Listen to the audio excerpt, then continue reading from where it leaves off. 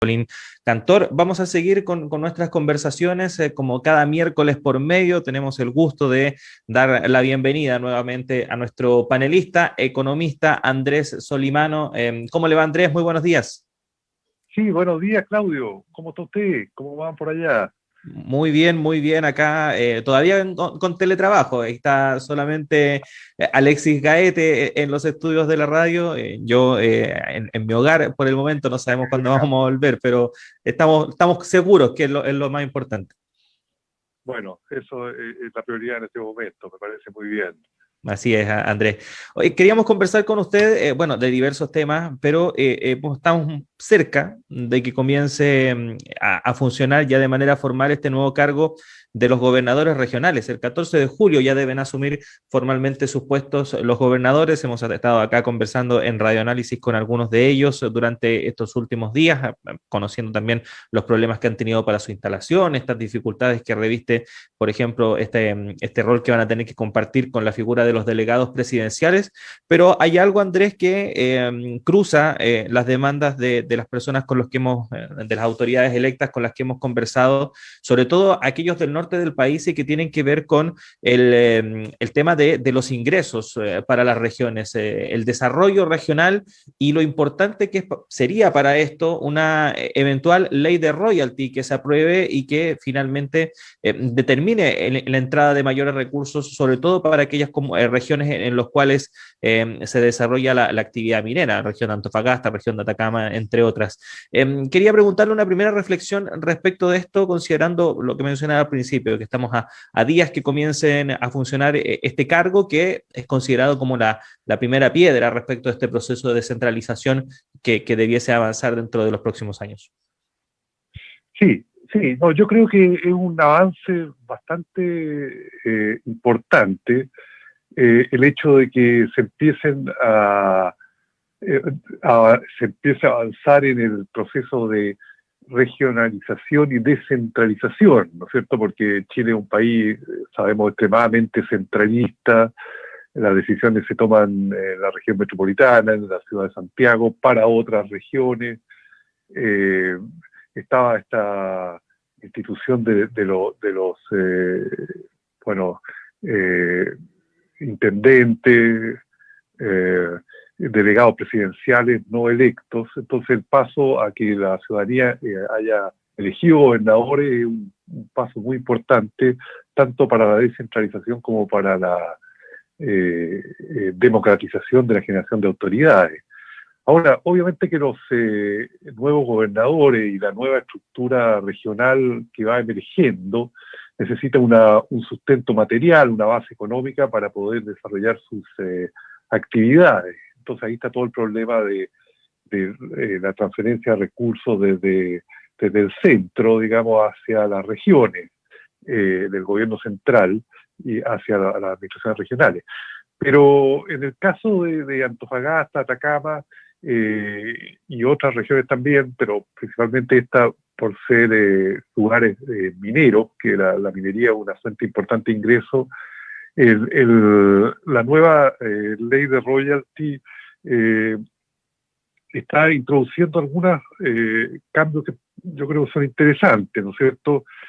Bueno, uno define que una parte de esos ingresos van a ir siempre a ingresos generales de la nación o rentas generales de la tesorería, pero también crea un fondo o fortalece un fondo de convergencia regional. También tiene recursos como un destino de estos royalties, recursos para la mitigación y compensación de impactos ambientales en regiones mineras. También incluye otro acápite, otro destino del uso de estos recursos para financiar el ingreso básico universal en periodo de emergencia al menos, y también creo que una parte va para el Ministerio de Ciencias. Bueno, ese es un cambio yo creo importante respecto el impuesto específico a la minería que existe actualmente de una legislación del 2010 que en general los recursos no tenían destinos, eran más bien generales, no tenían destino específico, y ahora se especifican estos destinos, que por lo menos el Fondo de Convergencia Regional y los recursos para mitigación y compensación de impactos ambientales en regiones mineras, yo creo que debieran hacer una diferencia importante, uno para priorizar estas áreas y lo otro para fortalecer una convergencia, es decir, de que los ingresos por habitante o los niveles de vida en un sentido más amplio de las regiones converjan o tiendan a converger, más que mantener una desigualdad bastante grande que existe actualmente en los niveles de desarrollo económico y social entre regiones. Ahora, Andrés, este proceso requiere un cambio bastante profundo e importante respecto de cómo se administra actualmente el Estado en nuestro país, porque efectivamente lo que están pidiendo los gobernadores es tener mucha más incidencia, por ejemplo, respecto de la elaboración de presupuestos, tener una mayor autonomía que actualmente por el sistema centralista y también presidencialista que tenemos, es muy difícil que se pueda dar. ¿Cómo ves eso acompañado también de los cambios que se proyectan de cara a la Convención Constitucional? ¿Hacia dónde cree usted que debiese avanzar finalmente este tema? Sí, sí. Efectivamente, se da, como usted dice, Claudio, un proceso que va paralelo, digamos, pero tiene que también converger entre ellos, yo creo, que es el avanzar hacia la regionalización y el proceso constituyente que va a definir una nueva constitución y un nuevo ordenamiento jurídico del país en su dimensión territorial, ¿no es cierto? Va a ser muy importante en qué medida la nueva constitución o las deliberaciones que van a conducir a una nueva constitución consideren este tema, ¿no es cierto?, de la descentralización y de otorgar más facultades a las regiones y disminuir las facultades del gobierno central, que también va acompañado de este excesivo o casi extremo quizás presidencialismo que existe en Chile, ¿no es cierto?, rémora del periodo colonial, digamos, lo increíble es que después de 200 años de vida independiente, si uno estudia las instituciones que habían en la colonia, las casas de contratación, etcétera, Consejo de India, que crearon una estructura extremadamente centralista en las colonias, y uno dice, bueno, ¿cómo 2 siglos después todavía subsisten? Entonces hay un déficit en esa área que yo creo que es una oportunidad histórica con la nueva constitución de cambiar eso. Pero bueno, como estas son situaciones que llevan muchísimo tiempo, cambiar desde los hábitos culturales, la forma de pensamiento, la estructura administrativa, no se hace de la noche a la mañana, pero sí es importante señalar una dirección de cambio. Andrés, Centralización. Andrés, ¿cómo hacer que este proceso de desarrollo regional que se busca sea, por decirlo de alguna forma, armónico? Pensando, por ejemplo, en que se avance respecto de la ley de royalty en un ingreso mayor de recursos para las regiones mineras, Antofagasta, Tarapacá, Atacama. ¿Cómo hacer que finalmente no haya una desigualdad o se cree una desigualdad entre regiones, por ejemplo, entre aquellas zonas mineras donde se puedan acceder a estos recursos y aquellos donde no está esta actividad? Tiene que haber un componente de solidaridad, se deben buscar otras estrategias para las otras regiones. ¿Cómo debe ser eso? Claro. Efectivamente, bueno, en el fondo, este fondo de convergencia, igual que los fondos municipales, digamos que tienen un componente redistributivo. Las comunas más ricas entregan recursos a un fondo común que se redistribuye para las comunas más pobres. Lo mismo yo creo que debiera operar en este fondo de convergencia regional. Si hay comunas que por su dotación de recursos naturales tiene fuentes de ingreso mucho mayor, como por ejemplo, ¿no es cierto?, Antofagasta y Atacama con la gran minería del cobre, o con la minería en general, bueno, que una parte quede en estas regiones y que otra parte vaya al gobierno central en el sentido de que pueda ser redistribuido a regiones más pobres, como por ejemplo la Araucanía, por poner un ejemplo. Así. Lo que pasa es que un poco la reivindicación del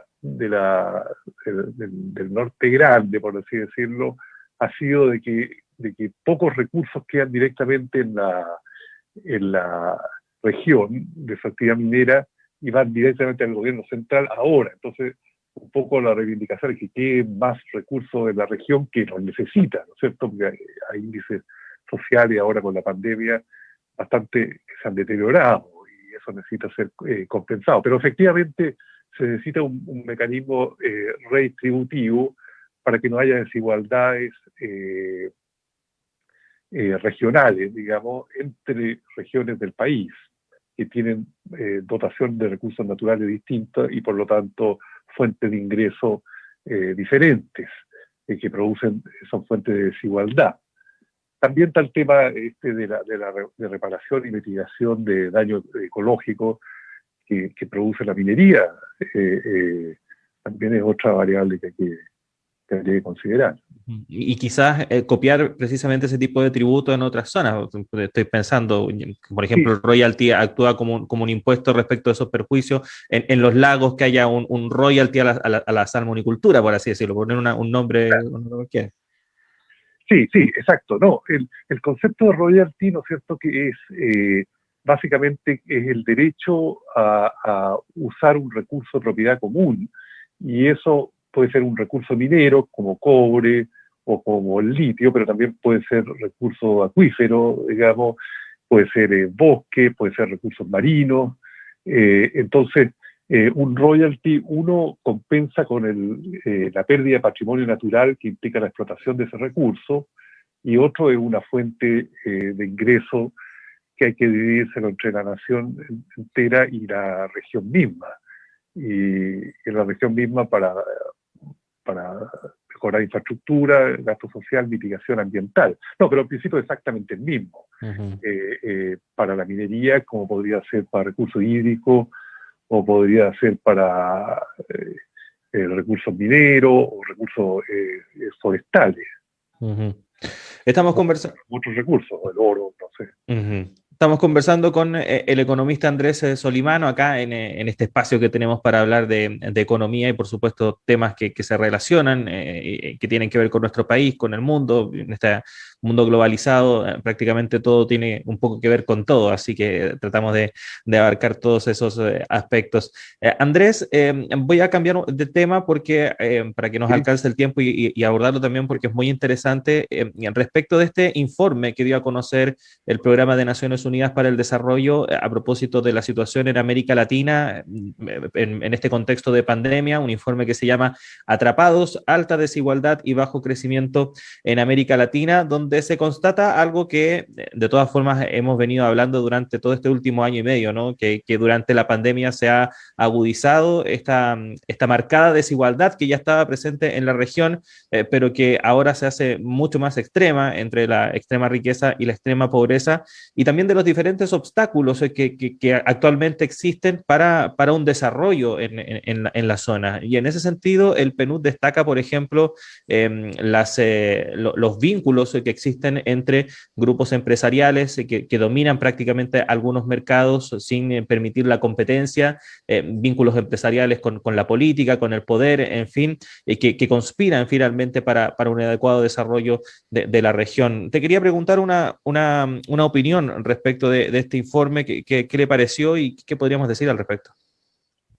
Sí, es un informe bastante interesante el que hace el Programa de Naciones Unidas para el Desarrollo, y también con un contenido preocupante, incluso dramático en parte, porque destaca, también hay un informe de la OCDE que más o menos va en la misma línea del enfoque del PNUD respecto a América Latina, perspectiva comparativa, que, bueno, es la región que está, una de las regiones que está, o tal vez la región del mundo que está sufriendo más el embate combinado de la pandemia y de la crisis económica que generó la pandemia, superimpuesta a situaciones que venían antes de la pandemia, ¿cierto? Porque América Latina históricamente ha sido y sigue siendo el continente con los índices de desigualdad, ingreso y riqueza más altos del mundo, la región más desigual, por lo menos medido con los índices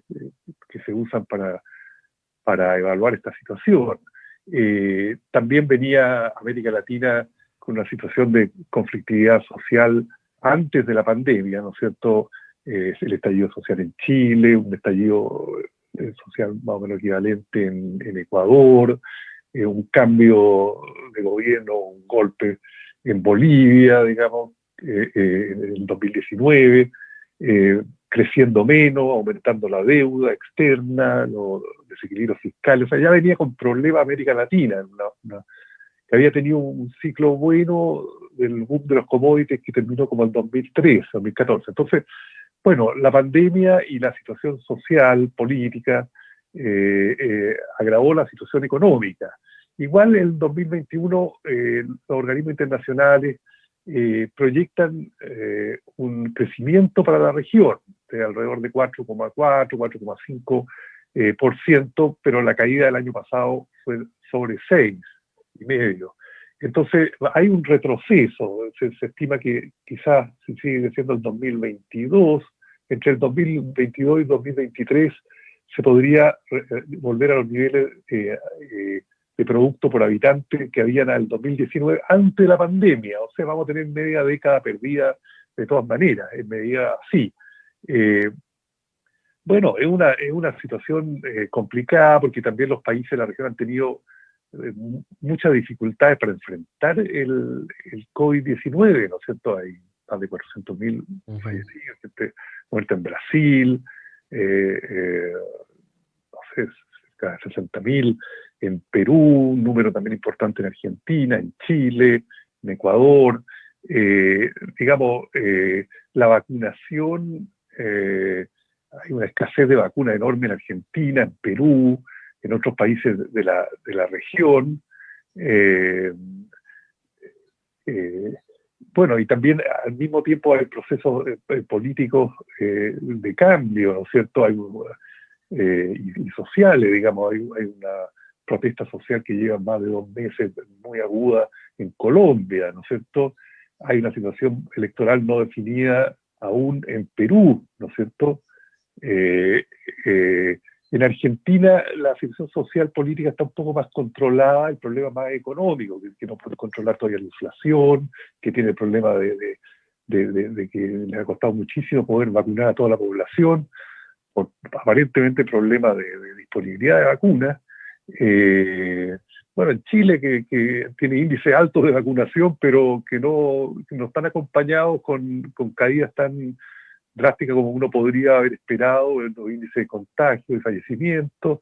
Es una situación complicadísima en Brasil, digamos, porque hay riesgos para la democracia. Eso está en el informe del PNUD, ¿no es cierto?, de que la actual administración Bolsonaro podría hacer un poco lo que hace Keiko Fujimori, que no reconoce, cuestiona los resultados electorales, o lo que trató de hacer Trump, pero que no le fue bien, afortunadamente, de cuestionar una cosa que no había antecedentes para cuestionarlo. Entonces ya se prepara un país como Brasil, el mismo gobierno, como dice, no está tan seguro que va a reconocer el resultado de la elección del 2022. Bueno, eso son cosas muy complicadas. Entonces la región se le han caído los problemas de todo encima, aparte de los que ya traía históricamente. Ahora, Andrés, económico y salud. Ahora, Andrés, parece eso sí que a la élite le acomoda este escenario. Como que ellos están, porque a ellos no se les toca un pelo en ese sentido. Se pueden dar todos estos problemas, esta incertidumbre a nivel político, pero las ganancias para las grandes fortunas siguen estando más o menos igual. Sí, claro. Bueno, creo que las élites están preocupadas en algunos países, están preocupadas en Chile, digamos, cuál es la dirección que va a tener el proceso constituyente y el temor a un cambio de un modelo que ha llevado 40 años, pero que tiene el problema que ya conocemos. Pero por el lado financiero, netamente patrimonial, las grandes fortunas les ha ido bien en esta crisis, eso es paradójico. Ha aumentado el número de billonarios, tanto en nuestro país, lo de la lista Forbes, como en otras regiones, y también los millonarios. Eso sigue una tendencia ya global. Hay un informe que salió la semana pasada que se llama el Informe de la Riqueza Mundial 2021, que hace El USB, un banco United Based in Switzerland, de Suiza, que es probablemente el más completo y el metodológicamente más serio, más dirigido por profesor Shorrocks de Inglaterra, Daly de Canadá, Lluveras de Uruguay, que muestran que la riqueza global sigue extremadamente concentrada. El 1% más rico concentra 45% de la riqueza mundial y que hay 3.000 millones de personas, 2.950 millones de habitantes en la Tierra que solo tienen activos menos de $10.000, que incluye las casas, cualquier cuenta bancaria, etcétera. O sea, casi la mitad o cerca del 45% de la población prácticamente del mundo no tiene activos, mientras que hay un 1% que concentra casi la mitad de esos activos, y ese grupo aumentó en Rusia, aumentó en Brasil, aumentó en la India, aumentó en Chile, en todos países que han estado afectados por la crisis COVID. Entonces, esa es una de las grandes contradicciones del capitalismo contemporáneo, que a pesar de haber la crisis más seria desde la Gran Depresión de los años 30 del siglo pasado, los súper ricos, las élites económicas, siguen aumentando su patrimonio, básicamente por la revaluación de los precios de los activos, de las acciones, el precio de la propiedad también ha subido bastante. Es un mundo bien extraño el que estamos viviendo, y América Latina no está fuera de esa tendencia, pero es una tendencia global, más acentuada en algunos países que otros. Pero claro, es claramente una contradicción que mientras hay un empobrecimiento generalizado de la población por la pandemia y por la crisis económica asociada, un pequeño grupo en la parte de arriba de la pirámide de la distribución de la riqueza siempre, a todo evento, está aumentando su valor de riqueza. Pero esos grupos, no todo el mundo, se oponen a los impuestos a la riqueza, se oponen a cualquier medida por moderada, por que sea, de que se redistribuya. No todos, ¿sabes? Porque hay en el mundo desarrollado un cierto movimiento súper rico que dice, sí, estamos dispuestos a pagar un poco más de riqueza. Pero en América Latina, en Chile en particular, no se nota esa buena disposición. Andrés, como siempre, es un gusto, es un agrado, siempre se nos hace corto el espacio que tenemos para conversar con usted, así que lo esperamos con ansias en la próxima sesión. Que esté muy bien. Ya, muchas gracias. Un abrazo, Claudio. Saludos por allá. Muchas gracias, Andrés. Y nosotros también comenzamos.